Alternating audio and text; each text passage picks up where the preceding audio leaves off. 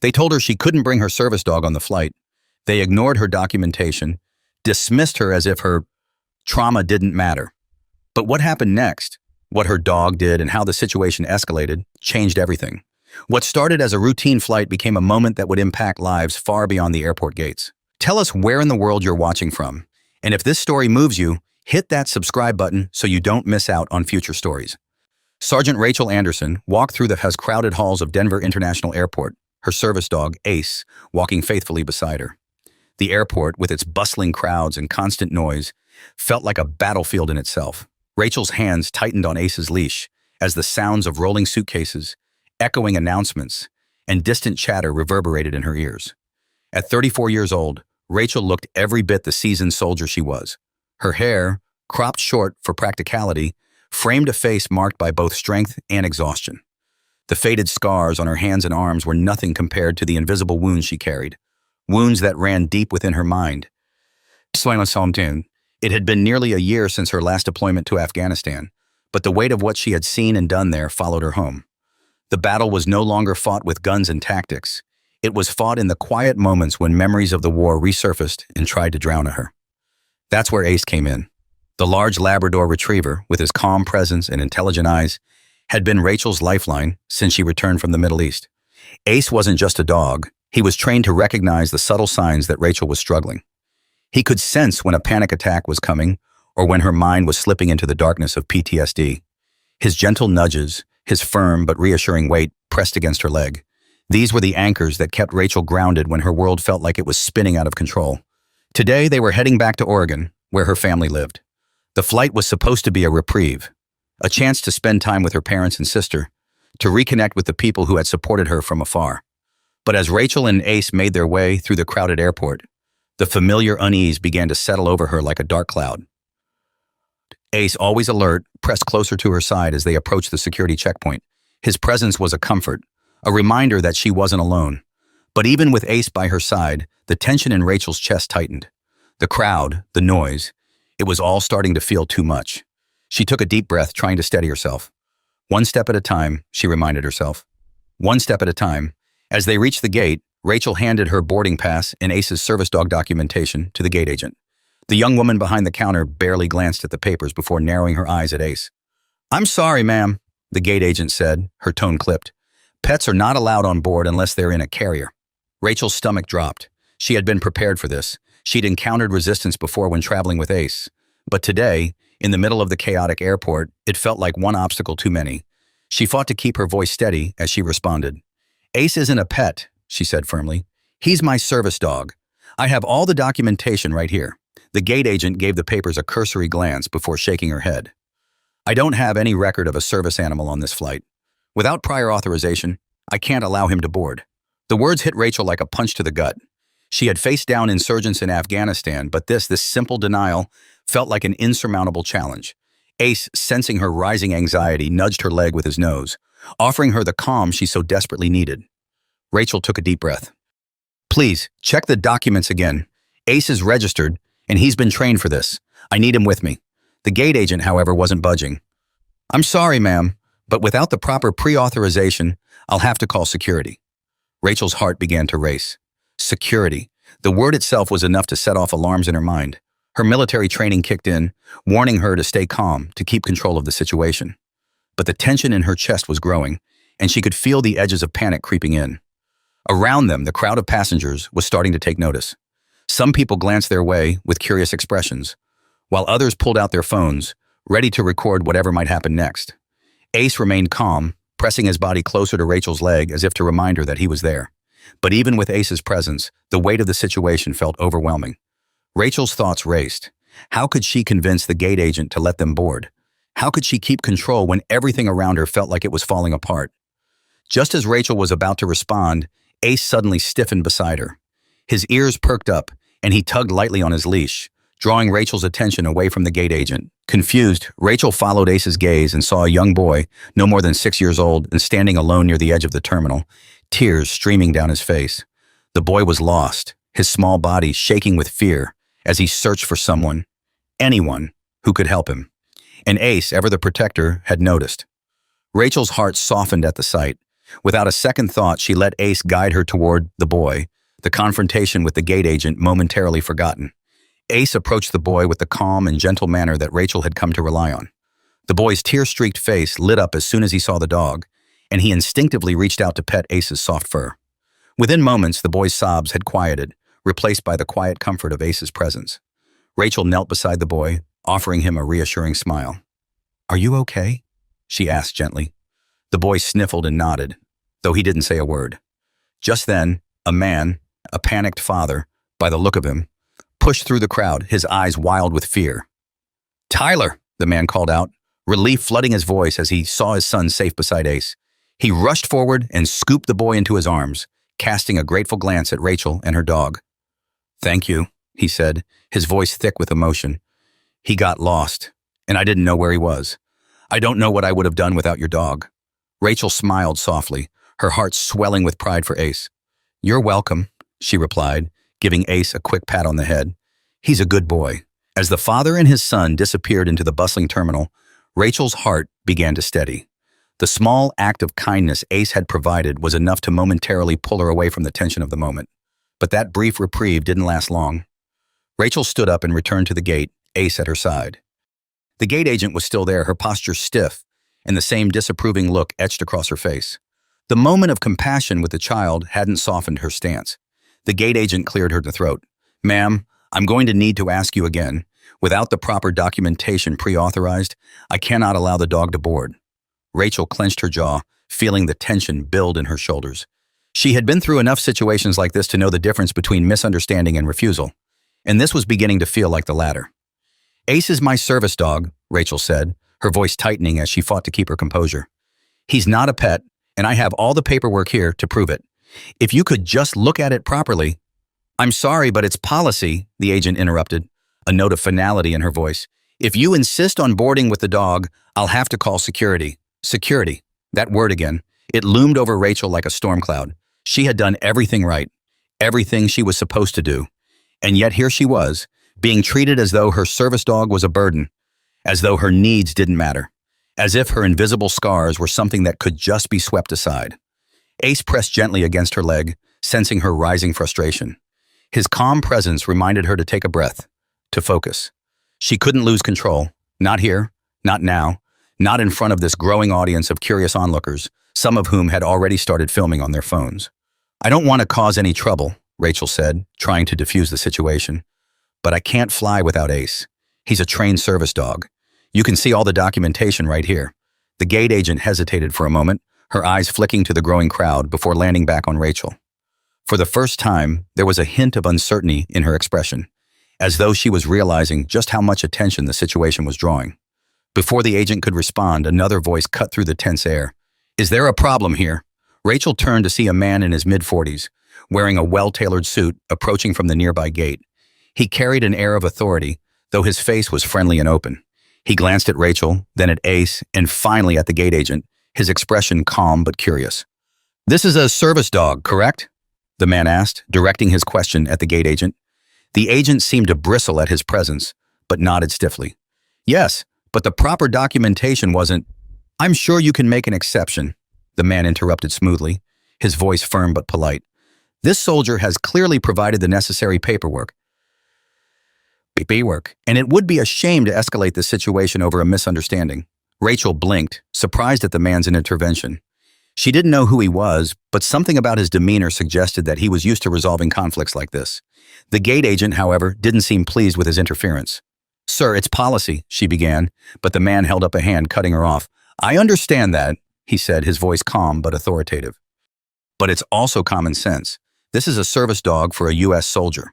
Surely you don't want to be the person responsible for barring a decorated veteran from boarding her flight with a dog that's trained to support her."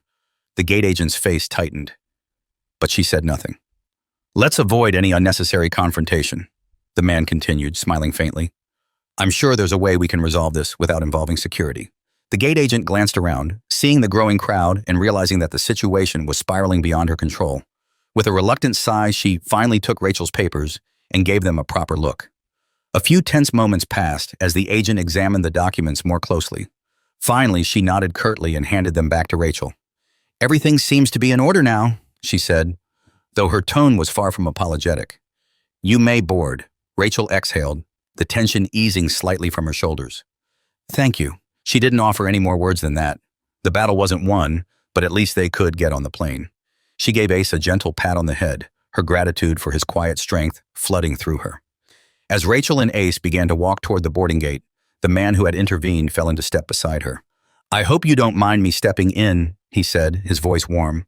"I just hate seeing situations like that get out of hand." Rachel glanced at him. Her curiosity piqued.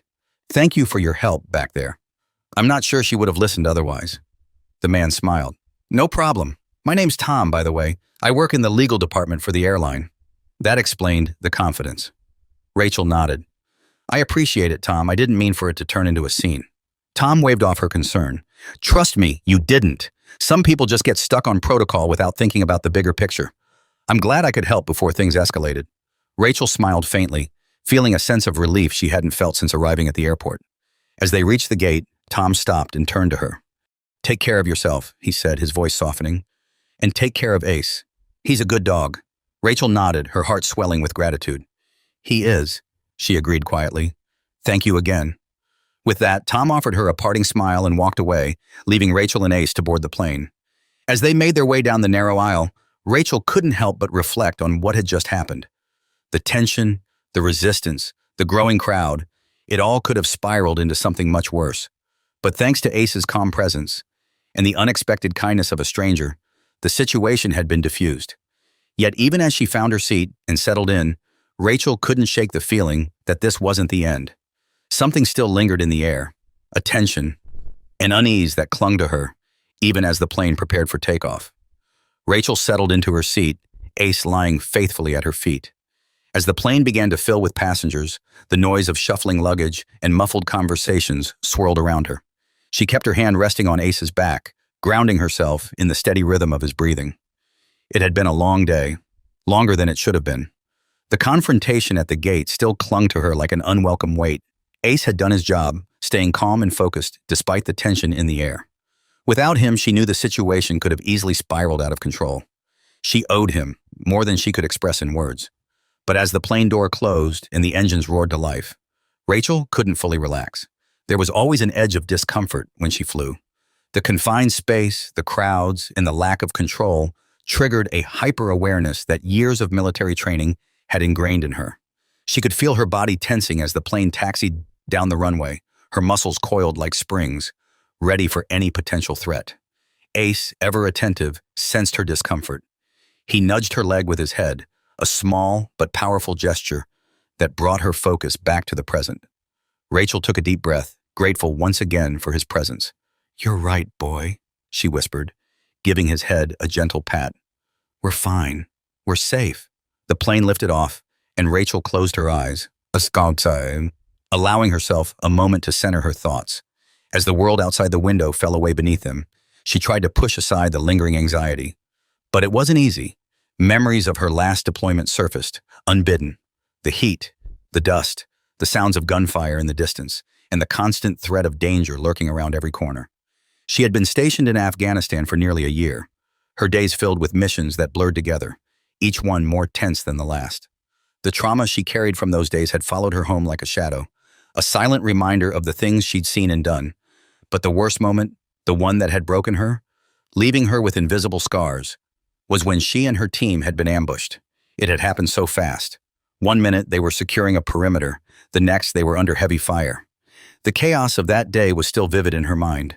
The sound of bullets whizzing past her ears, the shouts of her fellow soldiers, the blast of an IED that had thrown her to the ground. Rachel had survived that day, but not without cost. She had lost people, friends, brothers in arms, and she had lost a piece of herself. The PTSD that followed was like a living entity, clawing at her every time she tried to move on. Ace had been the one constant in her recovery, the one thing that kept her tethered to the present when her mind threatened to pull her back into the past. Her eyes snapped open, breaking the hold of the memory. Ace was still there, calm and steady. His eyes flicked up to meet hers, as if to say, "I'm here. I've got you."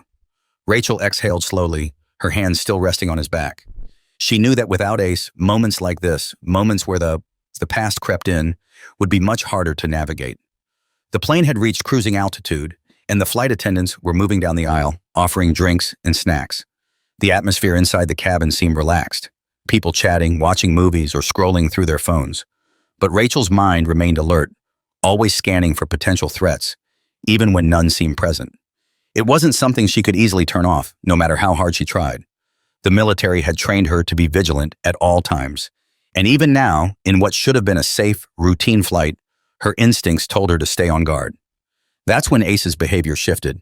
Rachel felt it before she saw it. Ace, who had been resting quietly at her feet, suddenly stiffened. His ears perked up, and his head turned slightly, focusing on something or someone behind them. His body, normally relaxed and calm, was now tense, his muscles coiled as if ready to spring into action. Rachel's pulse quickened, her senses immediately sharpening. She followed Ace's gaze, subtly turning her head to see what had caught his attention. Toward the back of the plane, seated in one of the last rows, was a man. He was of average height, wearing a dark jacket, his face partially obscured by the seat in front of him.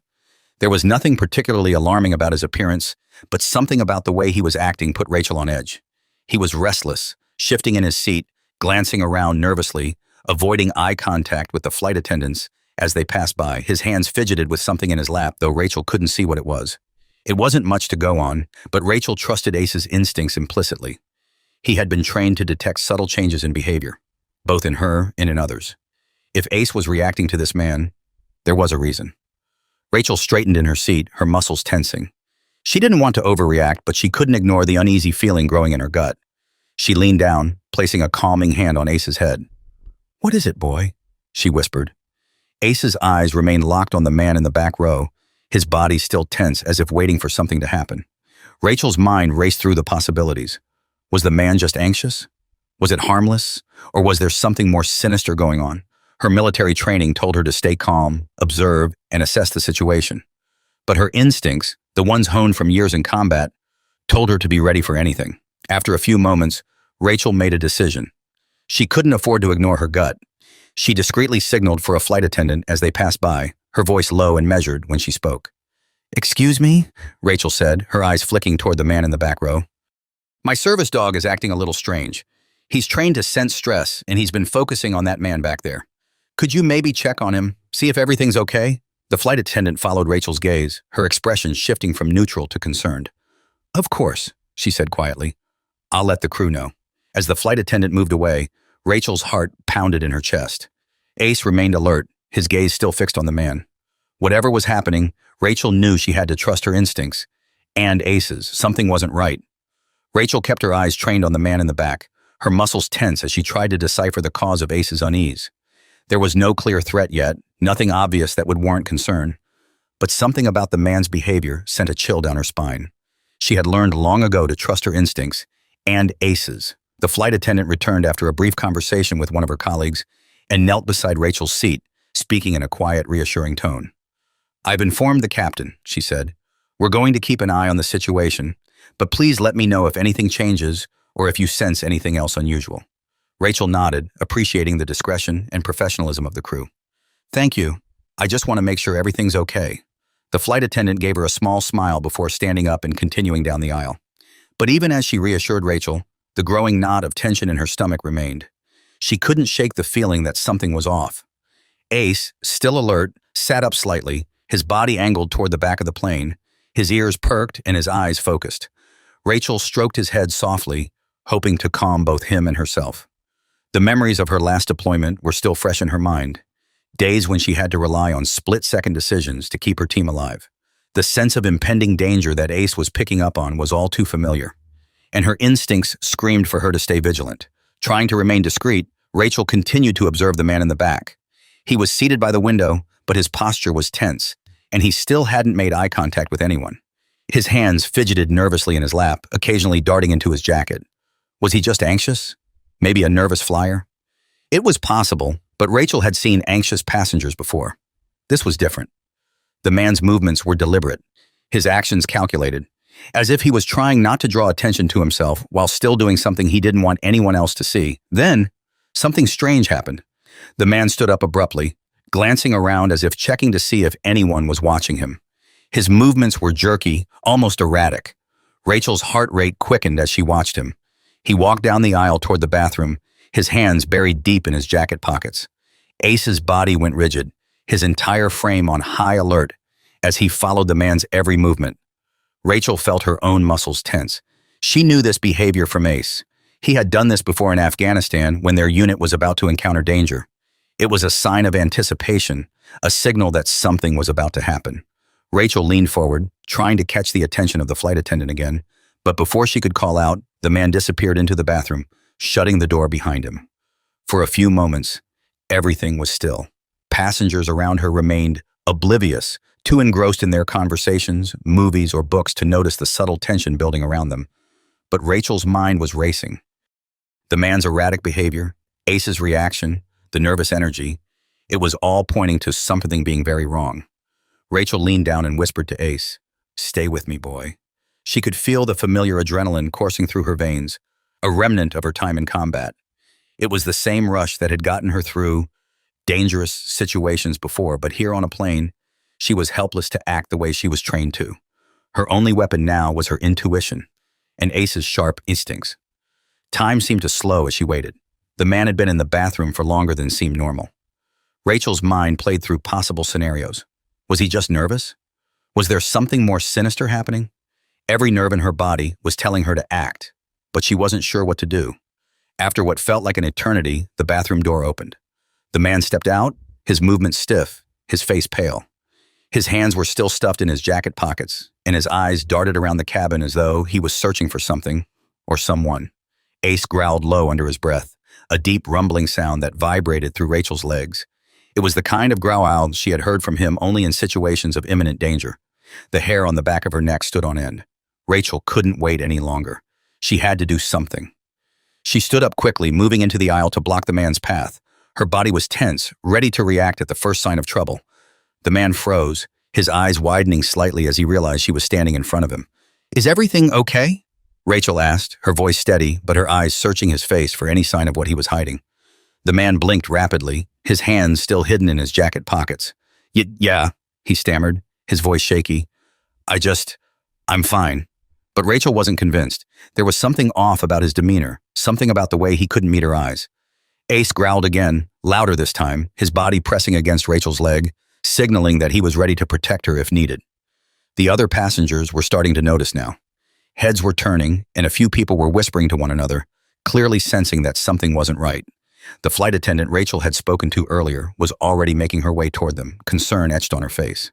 Rachel held up a hand to stop the flight attendant from getting too close. She didn't want to spook the man, not yet, but she also didn't want to let him walk past her without getting some answers. "You seem nervous," Rachel said carefully, her tone calm but firm. "Is there something wrong?" The man swallowed hard, his eyes darting to the exit row behind her. His hands fidgeted inside his jacket, and Rachel's heart raced as she imagined what he might be hiding. A weapon? Something worse? Ace growled again, sensing the tension in the air. The man flinched at the sound, his entire body stiffening, and then, in a sudden jerky movement, he tried to push past Rachel. Rachel's instincts kicked in the moment the man tried to push past her. Without thinking, she stepped to block his path, her body tense, ready to act.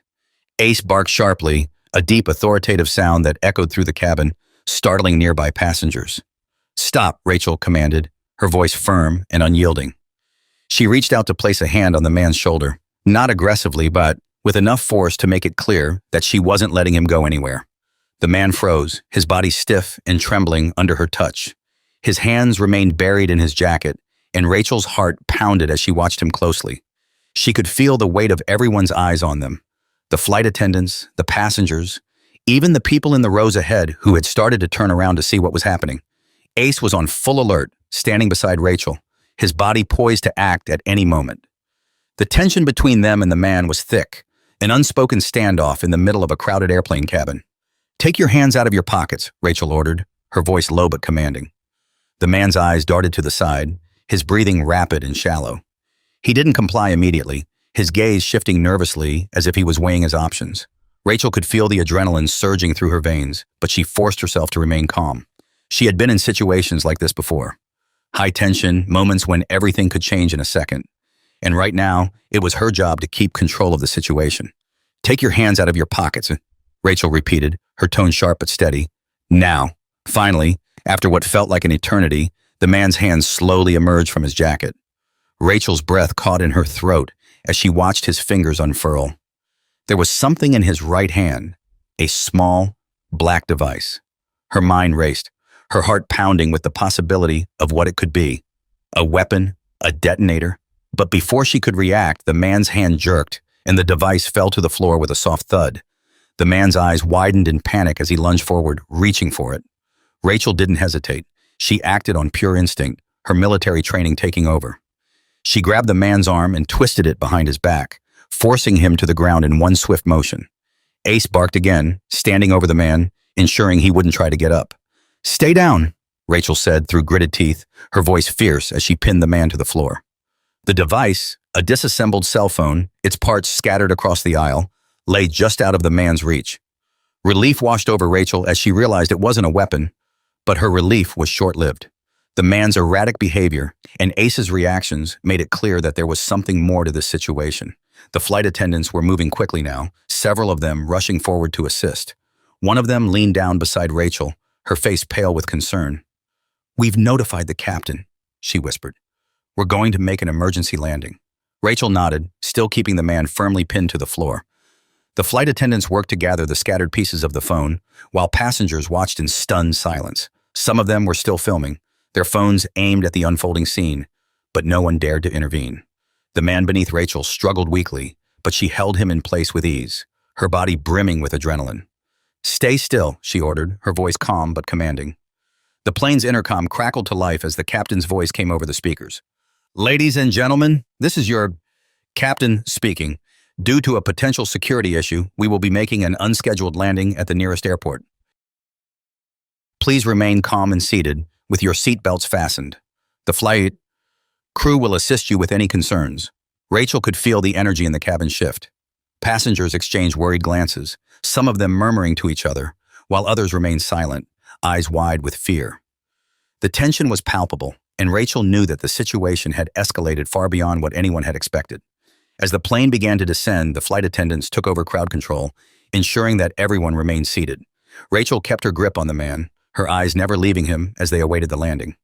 Ace remained at her side, his sharp eyes focused on the man as if he knew he had a job to do.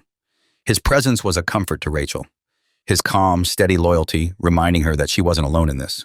Minutes later, the plane touched down at a small airport, the landing rough but efficient. Rachel could hear the sounds of the crew moving quickly, preparing for whatever came next.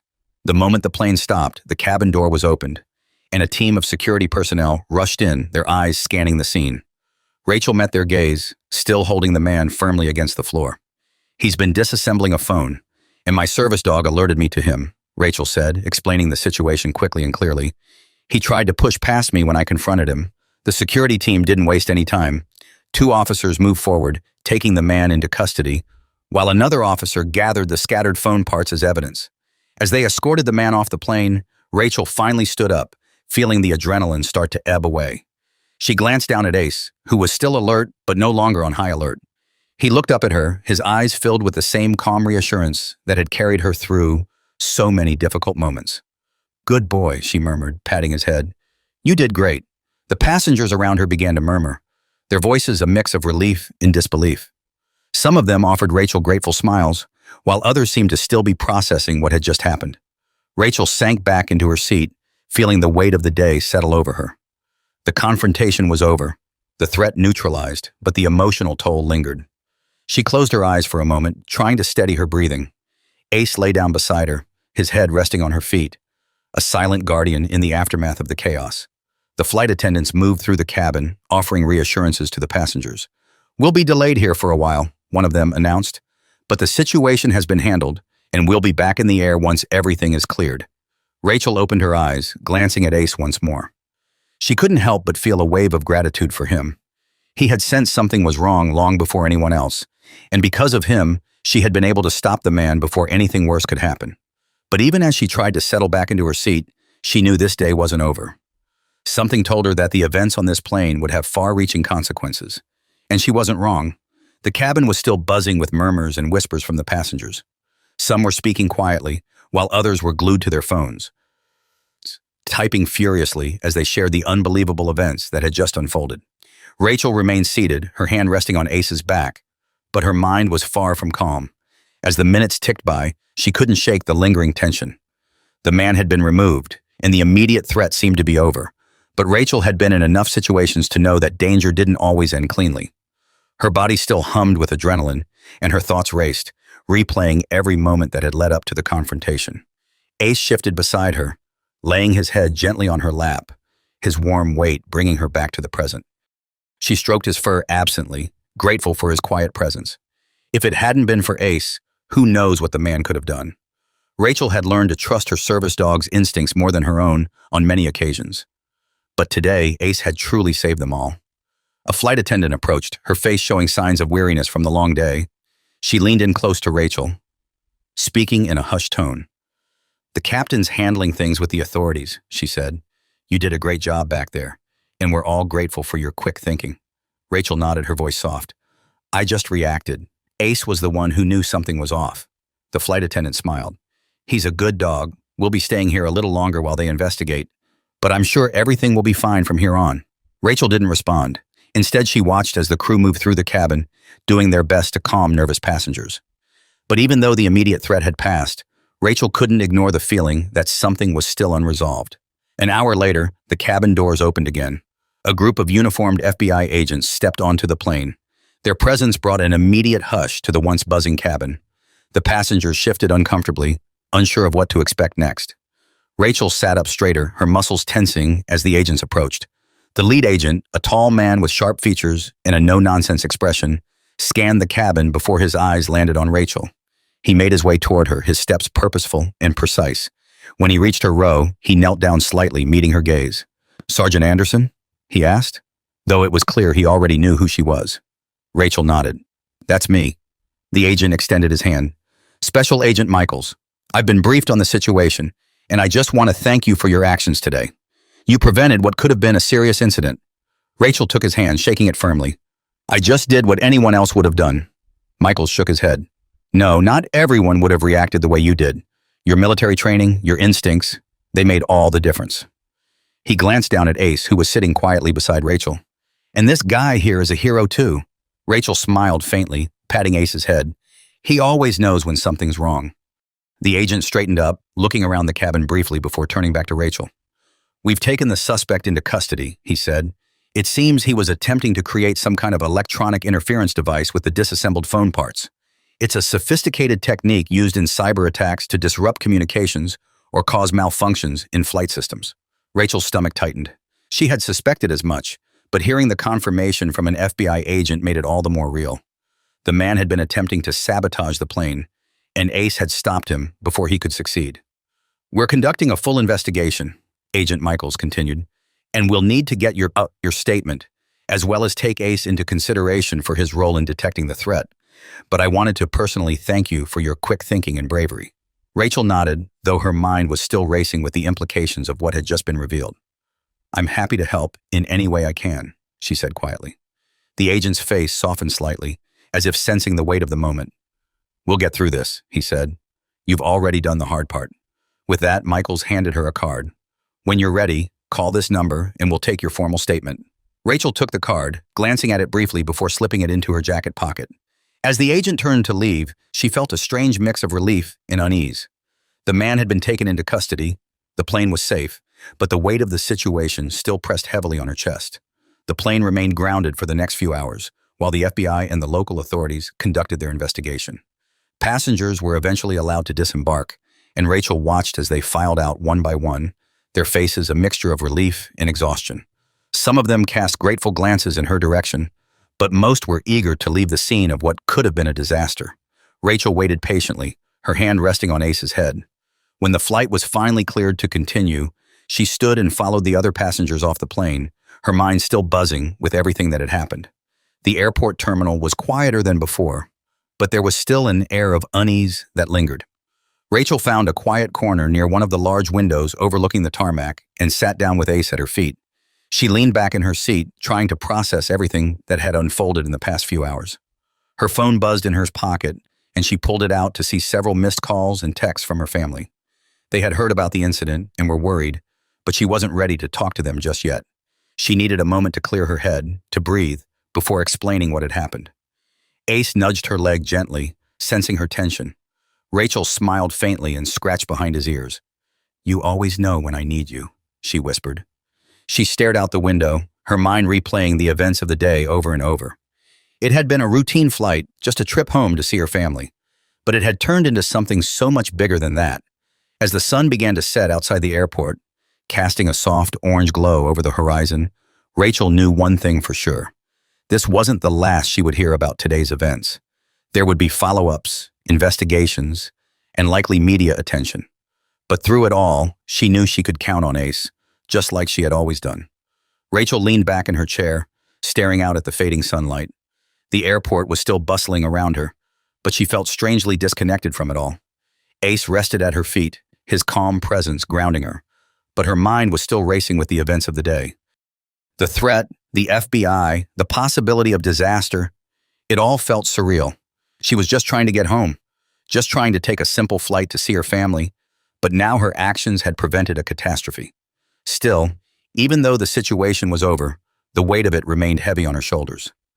Rachel's phone buzzed again in her pocket, pulling her out of her thoughts. She glanced at the screen, expecting another worried message from her family, but instead it was a number she didn't recognize. She hesitated for a moment before answering. "Sergeant Anderson?" came a clear, authoritative voice on the other end. "Yes, this is Rachel," she responded, her heart skipping a beat. Was this the FBI following up already? "This is Catherine Reynolds from the Office of Veterans Affairs. I hope I'm not catching you at a bad time."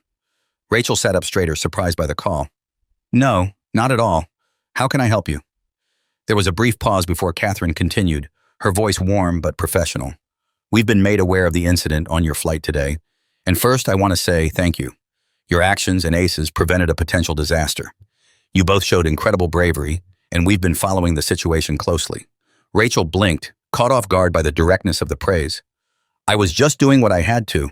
Ace sensed something was wrong before I did. And that's exactly why we're calling," Catherine said. "Service dogs like Ace play a crucial role in the lives of veterans, and your story has brought that into the spotlight in a very powerful way. There's a lot of interest in what happened today, not just from the public, but from some very important people." Rachel's grip on the phone tightened slightly. "What do you mean?" Catherine's tone softened. "The president has been made aware of the events that took place on your flight.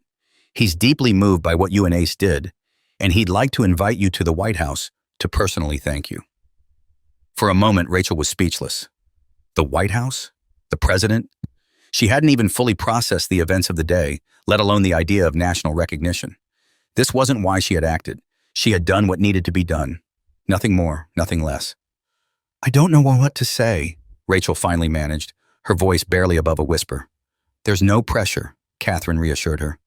"I know it's a lot to take in, especially after everything you've been through today. But this is an opportunity to highlight the importance of service dogs and to share your story, your real story, about what veterans like you go through every day." Rachel's mind was spinning. She had never sought attention for her struggles, never wanted the spotlight on her personal battles with PTSD, but Catherine's words resonated with her. This was about more than just recognition. It was about showing the world the value of service dogs like Ace and the quiet, daily battles that veterans faced even long after they returned home. "I'll need some time to think about it," Rachel said carefully. "It's all happening so fast." "Of course," Catherine replied. "Take all the time you need. I'll send over the official details, and you can let us know when you're ready."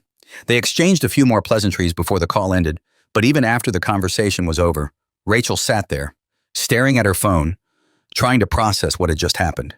The president wanted to meet her. The White House. Ace nudged her leg again, as if sensing her inner turmoil. Rachel smiled down at him, scratching behind his ears as her mind continued to race. The magnitude of the moment was overwhelming, but Ace's calm, steady presence reminded her that she didn't have to face it alone. For a few minutes, Rachel just sat in silence, thinking. She thought about her journey, about the battles she had faced overseas, the friends she had lost, and the new battles she fought every day with PTSD. Ace had been with her through all of it, and now he was being recognized for what he had always done, keeping her grounded, saving her life in more ways than one. Rachel's phone buzzed again, pulling her from her thoughts. This time it was a text from her sister, Emily. "Hey, we heard what happened. Are you okay? Mom and Dad are worried." Rachel let out a long sigh, her emotions a mix of exhaustion, relief, and lingering tension. She knew she needed to talk to her family, to let them know she was safe, but first she needed a moment to breathe. "I'm okay," she whispered to herself, though the day had left her feeling anything but. She typed out a quick response to her sister, letting her know she was safe and would call soon, before slipping her phone back into her pocket. The airport was quieter now, the rush of passengers having dwindled as the evening wore on. Rachel found herself lost in thought, her mind playing through the events of the day like a broken record. She knew this was just the beginning. The call from the Veterans Affairs Office, the invitation to the White House. It was only a matter of time before her story spread. As the terminal emptied around her, Rachel stood, Ace rising to his feet beside her. The sun had dipped below the horizon, casting long shadows across the floor as she made her way toward the exit. She had a long way to go before she could fully process what had happened today. But with Ace at her side, she knew she could face whatever came next. Before she could take another step, her phone rang once more. The screen lit up with the name of her commanding officer, Colonel Briggs. "Sergeant Anderson," came the gruff but familiar voice on the other end when she answered. "Yes, sir," Rachel responded, her heart skipping a beat. She hadn't expected a call from him so soon. "I heard about what happened," he said, his tone serious, but with a hint of pride. "I don't think you realize yet just how big this is. You did the right thing today. I'm proud of you." Rachel swallowed hard, the emotions catching in her throat. "Thank you, sir. I just did what I was trained to do." "Exactly," Colonel Briggs said, "and that's why people are going to be talking about this for a long time. This isn't just a story about stopping a threat. It's about resilience, about what veterans like you go through every day. The world's about to know your name, Sergeant." Rachel didn't know what to say. She wasn't used to this kind of attention, and part of her wanted to retreat back into the quiet anonymity she had grown accustomed to. But she knew this wasn't just about her anymore. This was about veterans everywhere, about Ace and what he represented for so many who relied on service dogs to navigate their own silent battles. "We'll talk more soon," Colonel Briggs said. "Just take care of yourself, Anderson. You've got a lot coming your way." Rachel nodded, even though he couldn't see her. "Yes, sir." As the call ended, Rachel stood there for a moment, letting the weight of his words settle over her. The world was about to know her name, and she wasn't sure if she was ready. But with Ace by her side, she knew she could handle whatever came next. Rachel stood in the dimly lit terminal. Her phone still clutched in her hand after the call from Colonel Briggs. The weight of everything that had happened today hung heavy over her, and she struggled to find her footing in this new reality. She wasn't just Sergeant Rachel Anderson anymore, the woman who had fought her battles quietly with Ace at her side.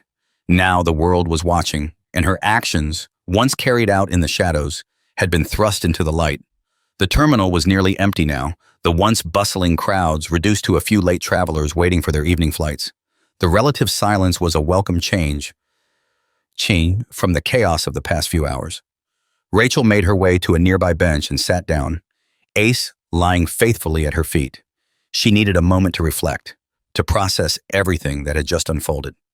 Ace, always aware of her emotions, nudged her leg gently with his nose, his calm eyes looking up at her, as if to remind her that she wasn't alone. Rachel smiled softly and stroked his head, feeling a surge of gratitude for the quiet strength that he had provided her throughout the day. "He's a good boy," she murmured to herself, echoing the words she had said earlier. But that simple statement held so much more meaning now. Ace wasn't just a good dog, he was her lifeline, her protector. He had saved lives today, not just hers, but everyone on that plane. And yet here he was, lying quietly at her feet, as if it were just another day. As Rachel sat there, the events of the day played over and over in her mind. The confrontation with the gate agent, Ace's sharp instincts, the man in the back row. It all felt like a blur. The situation could have ended very differently if not for Ace's unrelenting focus. She couldn't shake the feeling that the magnitude of what they had prevented would only grow as the details came to light. Rachel's phone buzzed again, and she let out a soft sigh, expecting yet another message or call. But when she glanced at the screen, it was a news alert. Breaking: FBI thwarts attempted cyber attack on flight. Military veteran and service dog instrumental in prevention. Rachel's breath caught in her throat. The news was already out. Her name, her story, it was spreading faster than she had anticipated. Her heart raced as she scrolled through the brief report. The article didn't go into much detail yet, but it mentioned her by name, highlighting her role in stopping the potential attack. It was real now. The world knew. Ace shifted beside her, and Rachel instinctively reached down to scratch behind his ears, trying to ground herself in the moment. She hadn't asked for this kind of attention, hadn't sought out the spotlight. But now, with her name in the headlines and her actions being discussed on national news, she knew there was no turning back. As she scrolled through the article, a second notification popped up on her screen. This time it was a message from an old friend, another veteran she had served with years ago. "Rachel, I just saw the news. You did good. Proud of you. Let me know if you need anything." Rachel smiled at the message, her heart warming at the support from someone who understood. The bond between veterans was unlike any other. Even after years of being apart, that connection remained strong, and Rachel knew she wasn't facing this alone. Still, the sudden wave of attention felt overwhelming. She had spent so long keeping her head down, working through her own battles in silence. Now the world wanted to know her story, and she wasn't sure she was ready to share it. The thought of interviews, cameras, reporters, it all felt too much, too soon. She leaned back on the bench, staring up at the high ceiling of the terminal. She needed to figure out what she was going to do next. The call from Catherine Reynolds at the Veterans Affairs Office still echoed in her mind. The president's invitation to the White House wasn't just a chance for recognition. It was an opportunity to tell a story that needed to be told. Rachel had spent years battling PTSD, fighting demons that no one else could see. Ace had been her constant companion through it all, and the bond they shared was something that could change the conversation around mental health and service dogs. Maybe this was her chance to be a voice for veterans like herself, for those who struggled in silence. But even as she thought about the potential impact, the idea of standing in front of cameras, of sharing her most personal struggles with the world, terrified her. Ace lifted his head, his eyes meeting hers, and Rachel knew that whatever decision she made, Ace would be there with her. He had been with her through the worst of it, through nights of panic attacks and days when she couldn't get out of bed. He had saved her life long before today, in more ways than one. Rachel took a deep breath, letting the air fill her lungs before releasing it slowly. She didn't have to make any decisions right now. She had time to think, to consider what her next step would be. But one thing was clear. This was a turning point. Whether she liked it or not, her life was about to change. As the airport began to quiet down, Rachel decided it was time to head to her hotel. She needed rest, both physically and mentally. Tomorrow, she would figure out what to do next. But tonight, she just wanted to close her eyes and let the events of the day fade into the background, if only for a few hours. She stood up, Ace immediately rising to his feet beside her. Together, they made their way toward the exit, the cool night air hitting her as she stepped outside. The world felt different now, but as long as Ace was by her side, Rachel knew she could face whatever came next. The cool night air felt like a relief against Rachel's skin as she stepped outside the airport. Ace trotted quietly beside her, his calm demeanor a stark contrast to the case that still swirled in Rachel's mind. The world outside the airport seemed so normal, almost indifferent to the storm brewing within her. But Rachel knew that the events of today were far from over.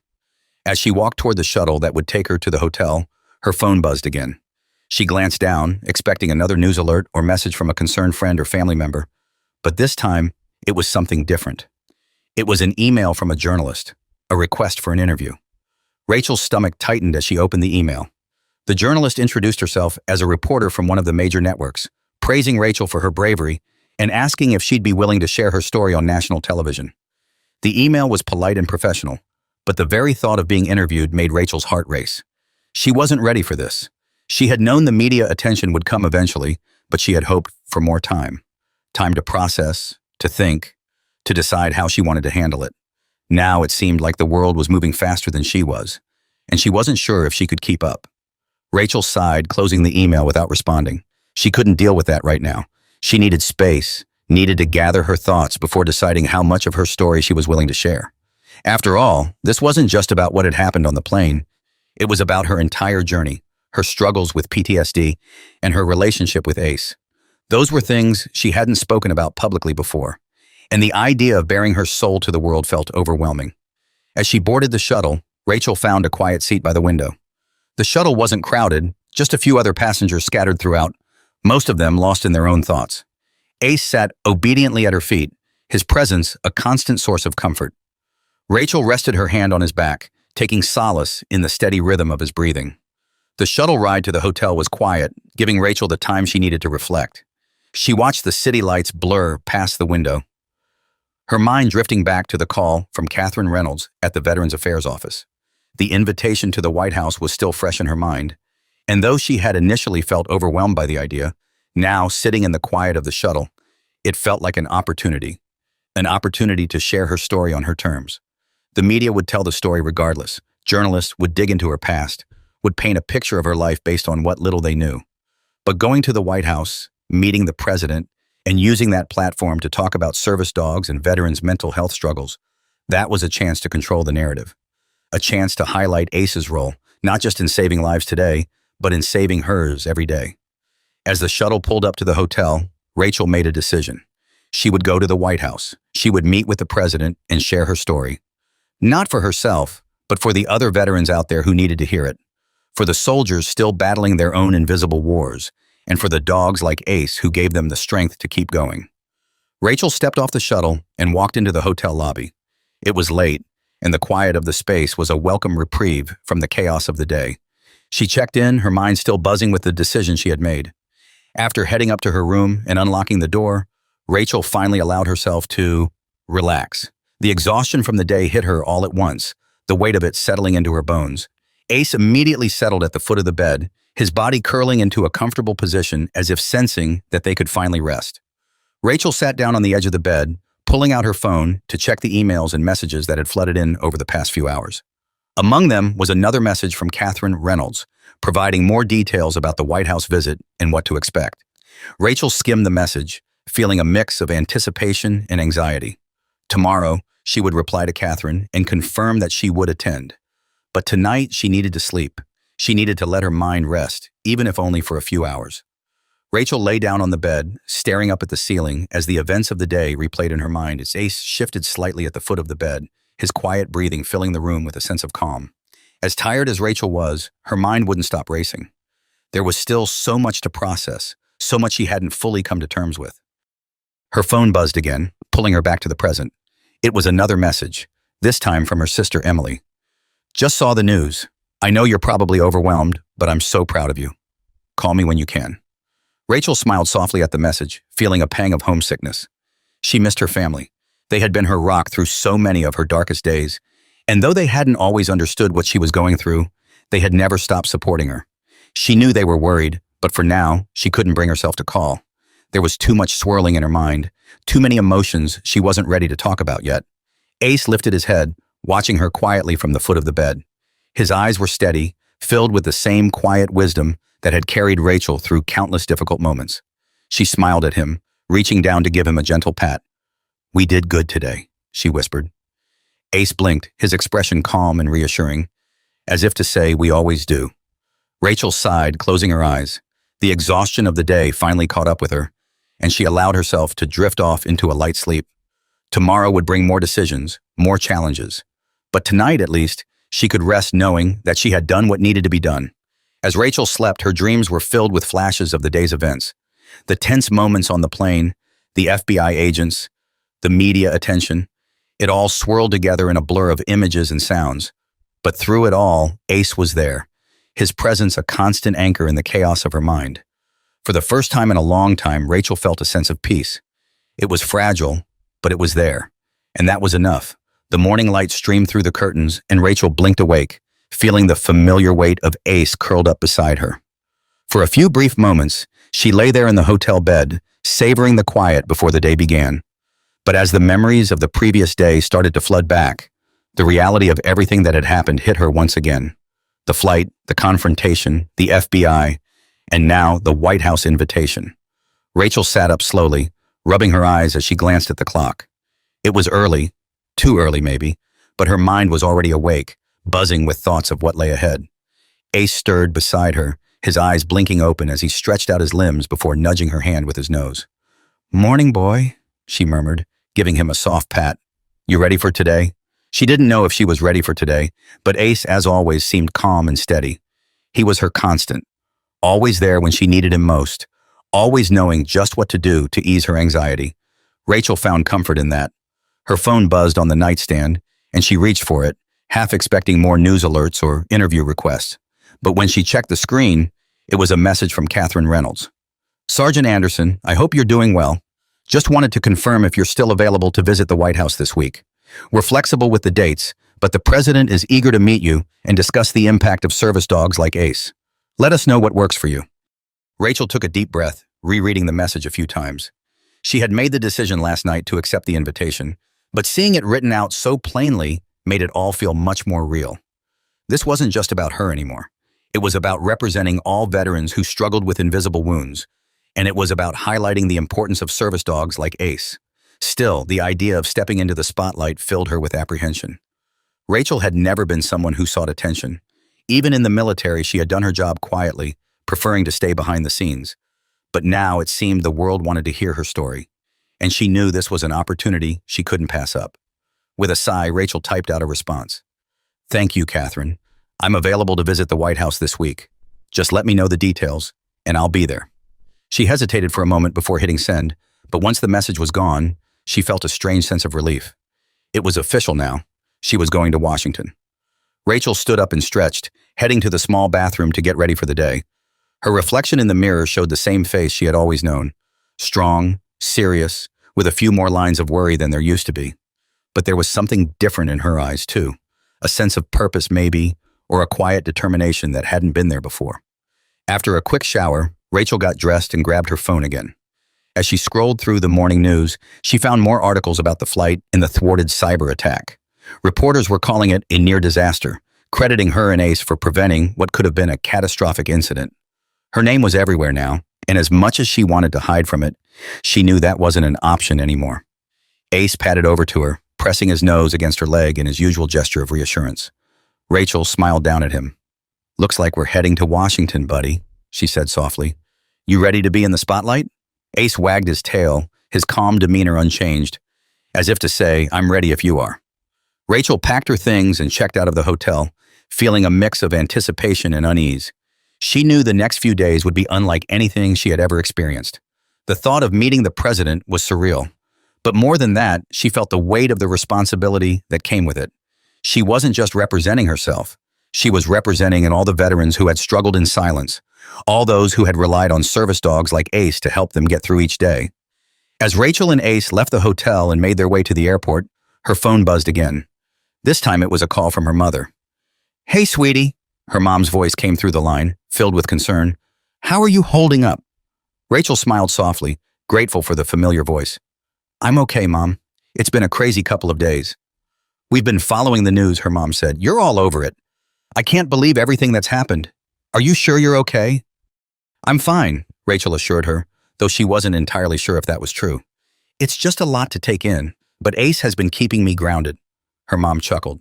"That dog is a lifesaver, literally. You've always said that." "Yeah," Rachel replied, glancing down at Ace, who was trotting alongside her, completely unaware of the magnitude of the situation. "He really is." There was a pause on the other end of the line before her mom spoke again. "I'm proud of you, Rachel. I know this is a lot, but you've handled it with so much grace. And I think this White House thing is going to be really important, not just for you, but for so many other veterans." Rachel's heart tightened at her mom's words. "Thanks, Mom. I'm nervous about it, but I think you're right. It's an opportunity to make a difference." "You'll do great," her mom said confidently. "And you've got Ace by your side, so you'll be just fine." Rachel smiled, her anxiety easing slightly by, "Yeah, you're right. Thanks, Mom. I'll keep you updated on everything." "Of course, sweetie. Call me if you need anything." They said their goodbyes, and Rachel hung up the phone, feeling a little lighter. Her family's support meant the world to her, and knowing they were behind her helped ease some of the pressure she felt. The airport was quieter than the previous day, the usual hum of travelers moving about their business. Rachel checked in for her flight and headed to the security line, her thoughts focused on what was to come. Ace walked beside her, drawing the attention of a few curious travelers. But Rachel was used to the looks. Service dogs were still a rare sight in airports, though she hoped that would change as more people became aware of their importance. Once through security, Rachel and Ace made their way to the gate, where they would board a flight to Washington, D.C. It was strange thinking about the next few days, meeting the president, standing in the White House, talking about her experiences. But Rachel knew she had to do it, not for herself, but for the thousands of veterans like her, who needed their stories to be told. As the boarding announcement echoed through the terminal, Rachel stood up and took a deep breath. This was it. The road to Washington had begun. The flight to Washington, D.C. was uneventful, and for that, Rachel was grateful. She spent most of the flight in quiet reflection, her hand resting on Ace's head as he slept at her feet. The hum of the plane's engines, combined with the steady breathing of her service dog, brought her a sense of calm she desperately needed. The whirlwind of the past few days still felt surreal, and the weight of what was ahead hung heavily in her mind. As the plane descended into Washington, Rachel gazed out the window at the sprawling city below. The sight of the Capitol building in the distance sent a wave of nerves through her. But she reminded herself that this was more than just a visit to the White House. This was an opportunity to highlight the importance of service dogs and the struggles veterans faced after returning home. When the plane landed and taxied to the gate, Rachel gathered her things and stood, Ace rising to his feet beside her.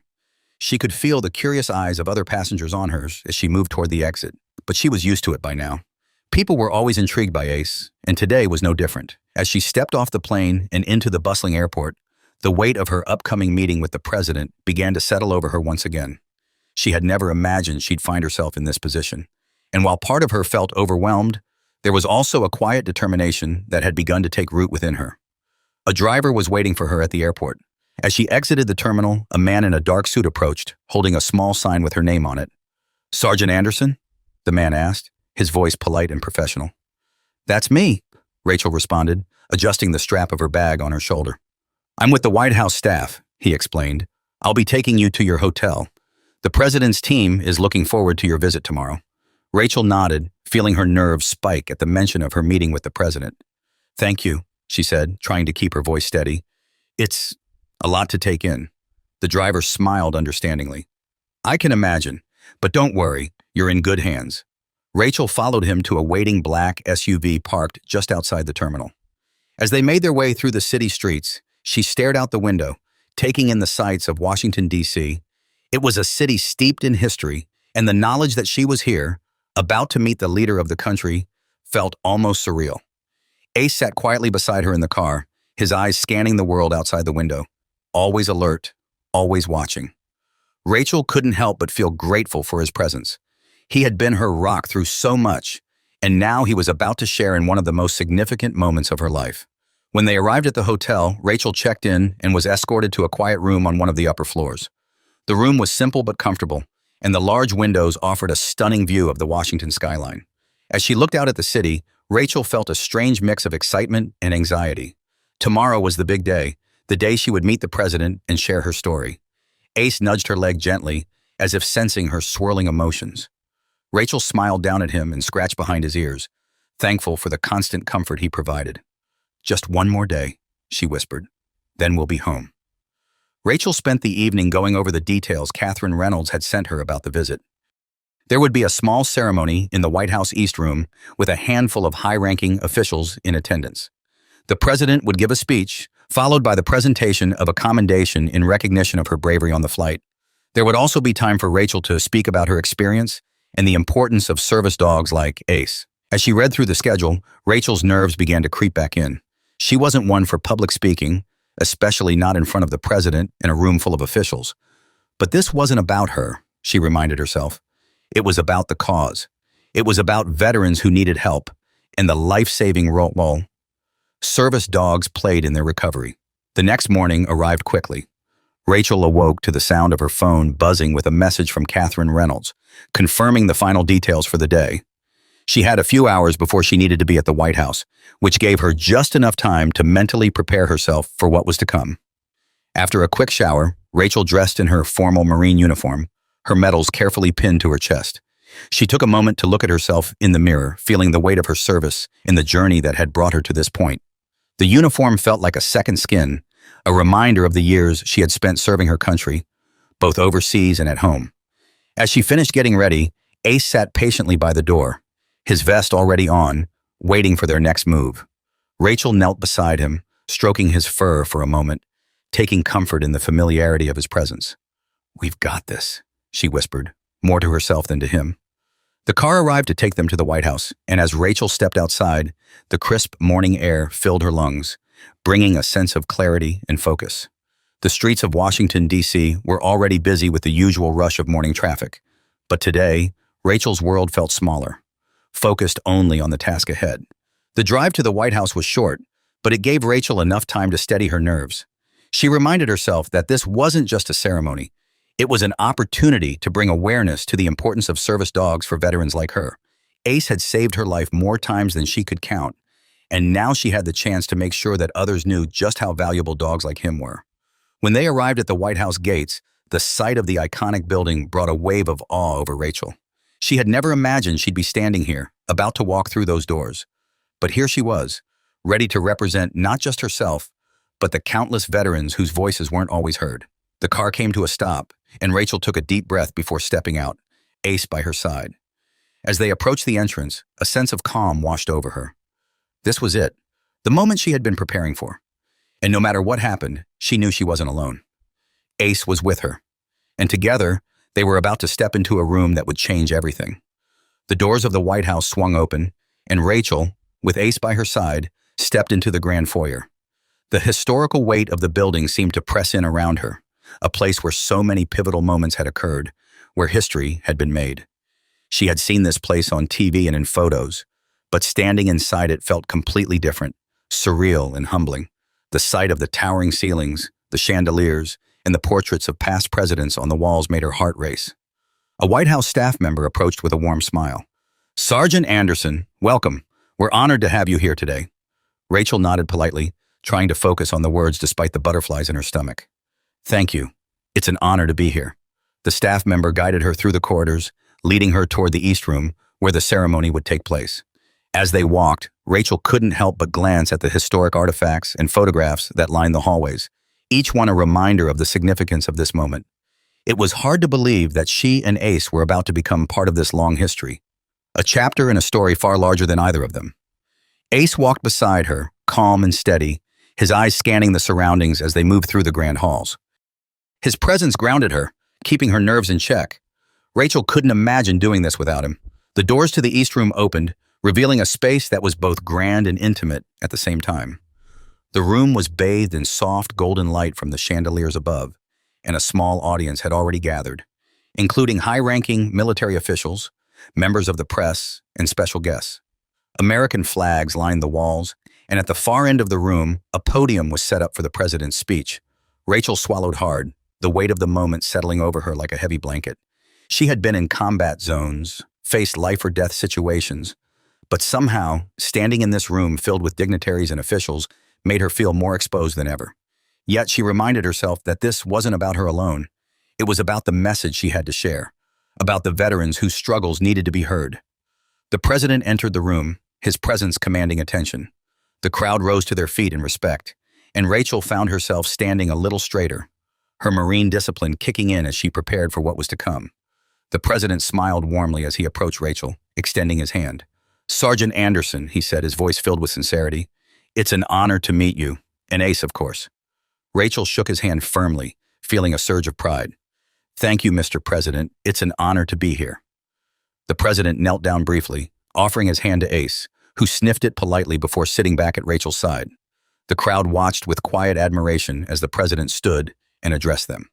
"Ladies and gentlemen," the president began, turning to the room, "we are gathered here today to honor not only a brave Marine, but also a remarkable service dog whose actions have saved lives.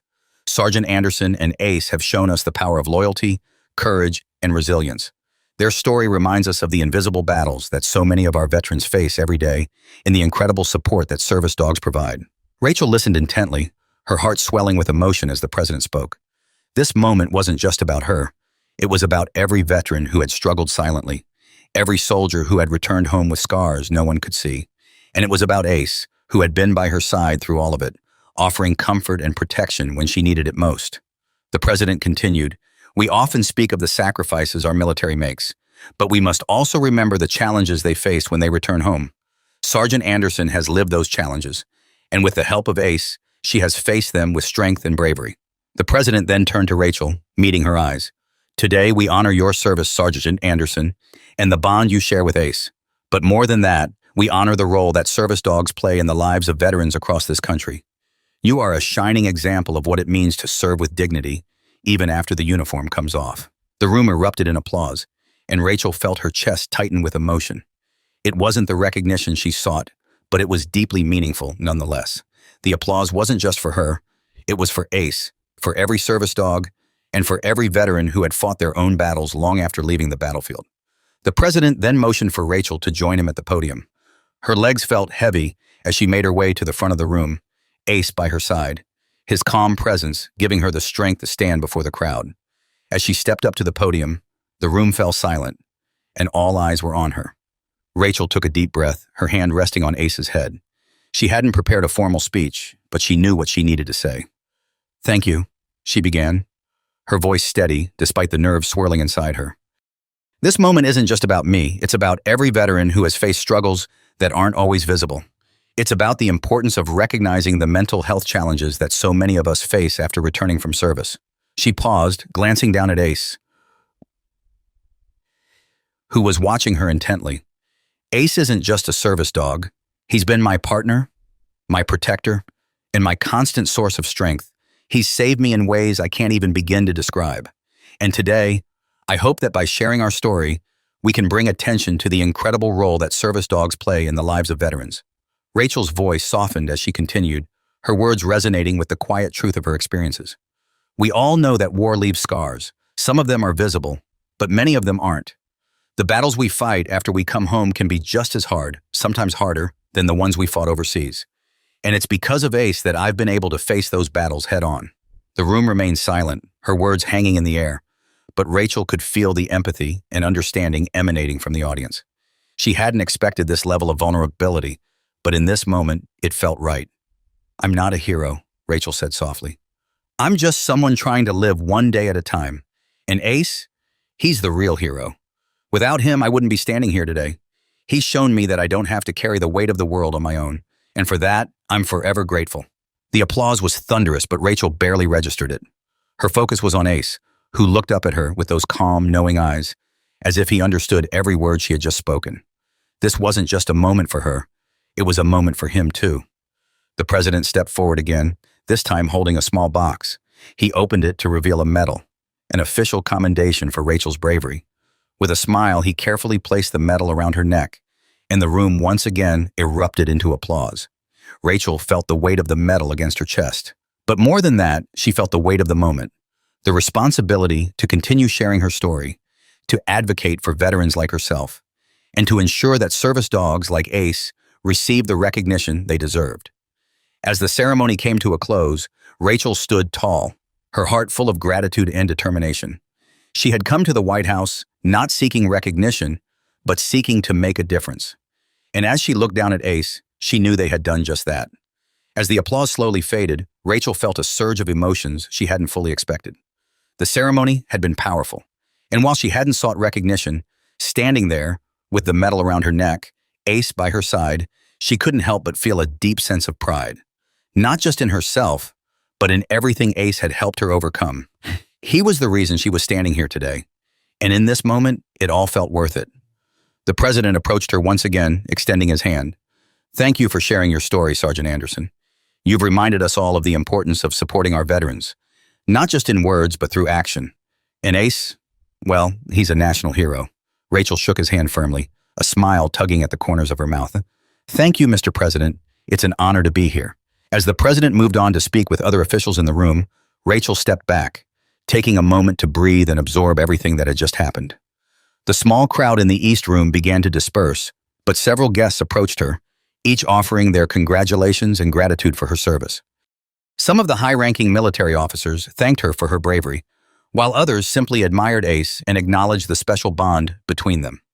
One by one, people came up to her, each interaction filled with kindness and respect. Rachel was grateful, but as more people surrounded her, she felt the familiar pang of social exhaustion creeping in. She had spent years navigating crowded spaces, whether in combat zones or in civilian life, but she always found it draining. It was a side effect of her PTSD, one that Ace had helped her manage over the years. Ace nudged her leg gently, as if sensing her growing discomfort. Rachel looked down at him, grateful for his quiet reassurance. She knew she needed a break, and the moment the crowd began to thin out, she quietly excused herself from the remaining conversations and made her way toward a small, private area outside the East Room. The fresh air outside the White House was a relief. Rachel found a quiet corner of the garden, the soft sounds of the city in the distance, providing a peaceful backdrop.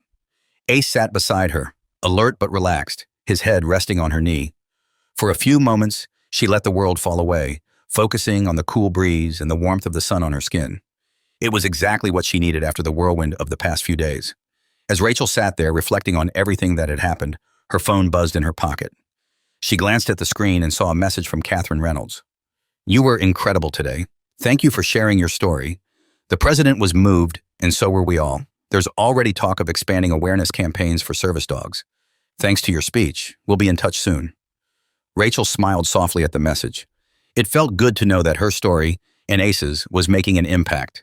This wasn't just about today, it was about the lasting change that could come from shining a light on the struggles veterans faced and the life-changing role that service dogs played. She tucked her phone away and leaned back, closing her eyes for a moment. The stress and tension of the day were still lingering, but there was also a quiet sense of accomplishment settling over her. She had done something important, something meaningful, and for the first time in a long time, she felt like she had made a real difference. A familiar voice broke her reverie. "Sergeant Anderson." Rachel opened her eyes to see Colonel Briggs, her former commanding officer, walking toward her. His stern but kind face was a welcome sight, and Rachel stood up to greet him, surprised to see him at the White House. "Colonel Briggs," she said with a smile, extending her hand. "I didn't expect to see you here." He shook her hand firmly, his eyes filled with pride. "I wouldn't miss it for the world," he replied. "You've come a long way, Anderson. I'm proud of you." Rachel felt a lump form in her throat. Coming from Briggs, those words meant everything. He had been her CO during some of the most challenging moments of her military career, and he had seen her at her lowest after the ambush that had left her with physical and emotional scars. To hear him say he was proud of her now, after everything, was a validation she hadn't realized she needed. "Thank you, sir," she said quietly. Colonel Briggs glanced down at Ace, giving the dog an approving nod. "And this guy, he's the real hero, isn't he?" Rachel chuckled, her hand resting on Ace's head. "Yeah, he is. I don't know where I'd be without him." Briggs smiled warmly, his eyes crinkling at the corners. "I think you've made that pretty clear today. You've done something important here, Anderson. You've given a voice to the struggles so many veterans face, and you've shown the world just how much these service dogs mean to people like us." Rachel nodded, feeling the weight of his words.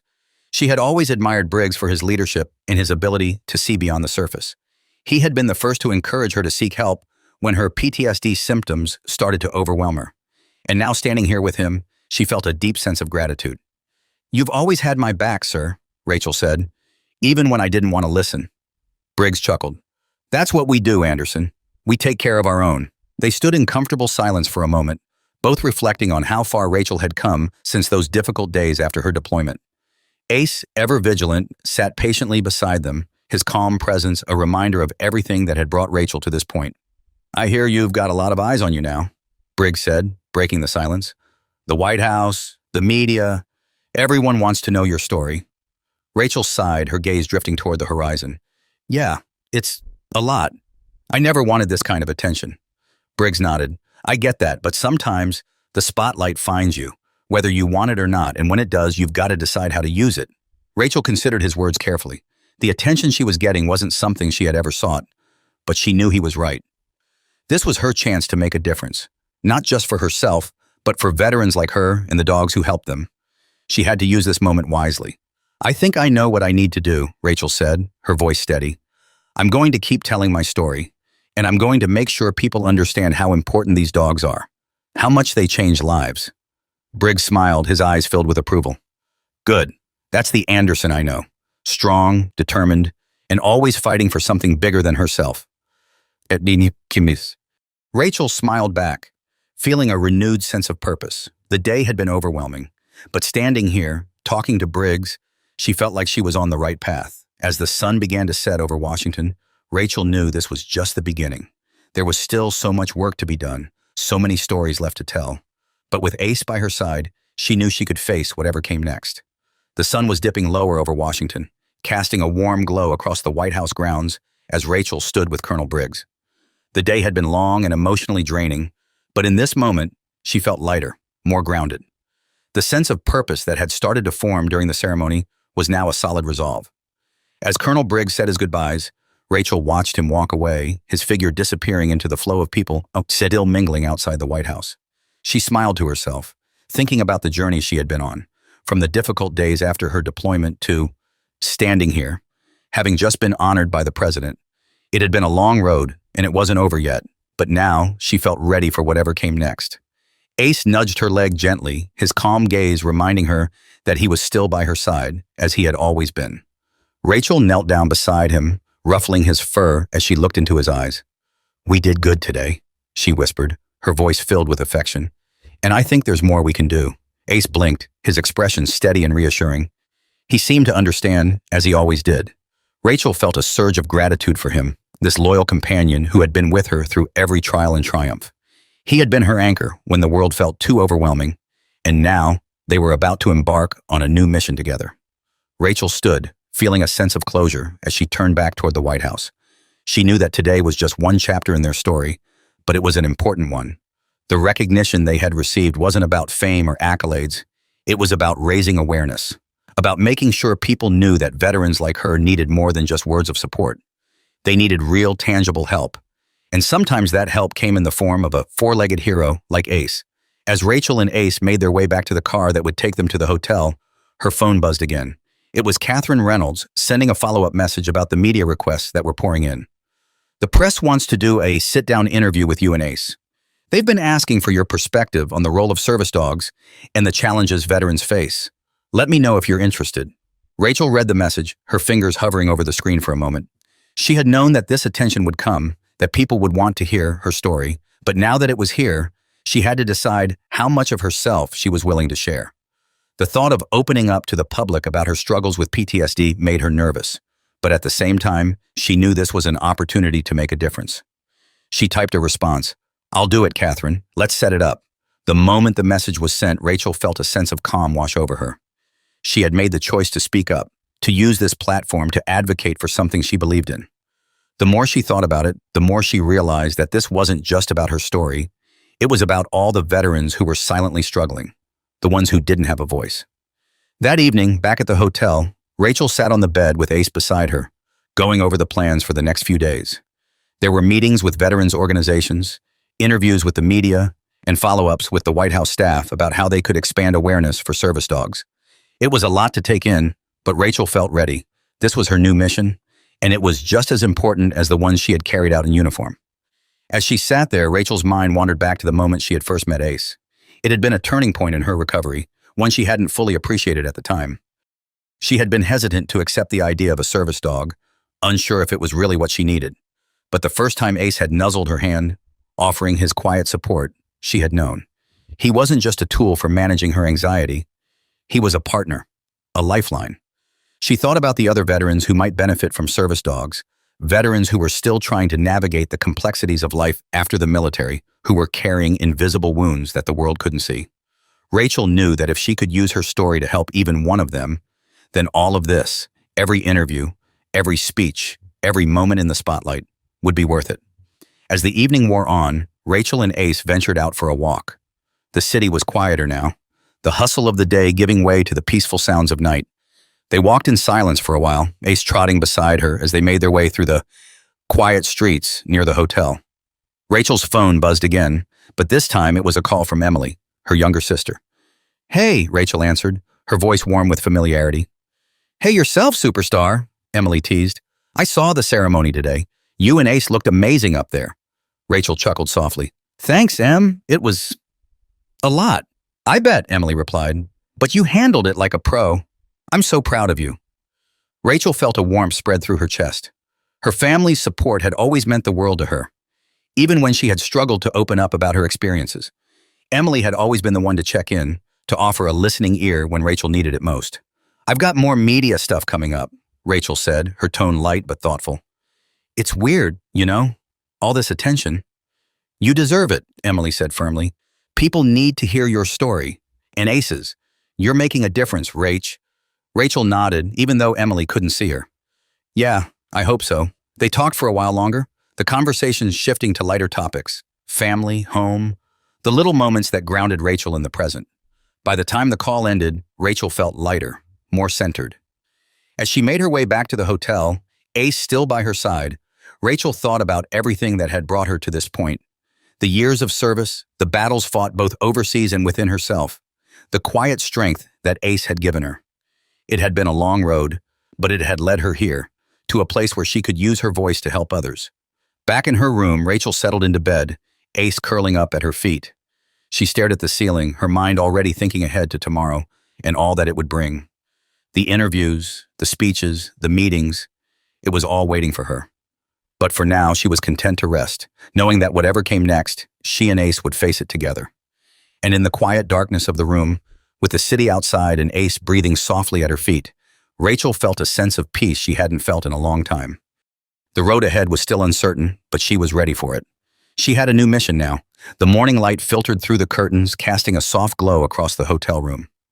Rachel woke slowly, feeling more rested than she had in days. The weight of everything that had happened over the past week, the ceremony, the recognition, the media attention, was still there, but it felt lighter now, more manageable. Ace stirred at the foot of the bed, his ears perking up as he stretched and yawned. Rachel smiled down at him, reaching out to give him a gentle pat. "Good morning, buddy," she whispered. "Ready for another day?" Today was the start of a new chapter, one that she and Ace were about to step into together. The interviews were lined up, meetings with veterans organizations were scheduled, and there was even talk of a potential partnership with a major nonprofit that provided service dogs to veterans. Things were moving quickly, but for the first time in a long time, Rachel felt like she had found her place. As she got ready for the day, Rachel thought back to the ceremony at the White House. The recognition had been overwhelming, but what stayed with her most was the way people had reacted to Ace, how they had seen, maybe for the first time, the true impact that service dogs had on veterans' lives. She had shared her story not just for herself, but for all the veterans like hers, who were still struggling, still trying to find their way. And it seemed like people were finally listening. Ace, ever attentive, sat beside her as she pulled on her jacket, his eyes watching her with that calm, steady gaze she had come to rely on. He had been with her through so much, and now he would be with her as they embarked on this new mission together, raising awareness, advocating for veterans, and showing the world what service dogs like Ace could do. As they left the hotel, Rachel's phone buzzed with a message from Catherine Reynolds. "Good morning, Sergeant Anderson." The interview with the news network is confirmed for noon today. They're excited to hear more about your experience with Ace and the importance of service dogs. "I'll be there to support you. See you soon." Rachel read the message with a smile. It was all happening so fast, but she knew this was the right path. She had a platform now, a voice that people were listening to, and she was determined to use it to help as many veterans as possible. The car arrived to take them to the studio for the interview, and as Rachel and Ace climbed in, she took a deep breath, mentally preparing herself for what lay ahead.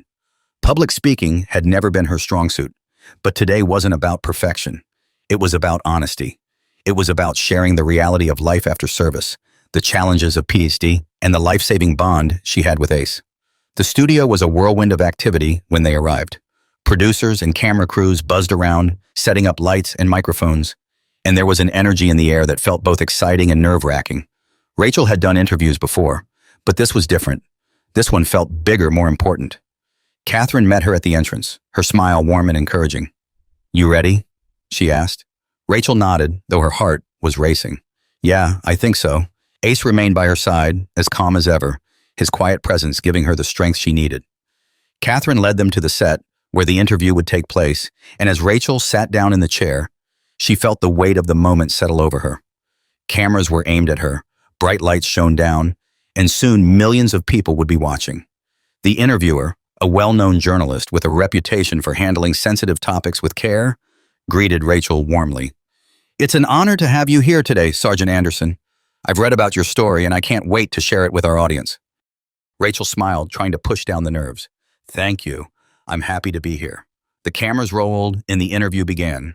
The questions were thoughtful, focusing on Rachel's time in the military, her struggles with PTSD, and most importantly, her relationship with Ace. As Rachel spoke, she found herself relaxing, her words flowing naturally as she recounted how Ace had come into her life, how he had helped her navigate the darkest moments of her post-service struggles, and how he had saved lives on that flight. Ace sat quietly by her side, his calm presence speaking louder than any words Rachel could say.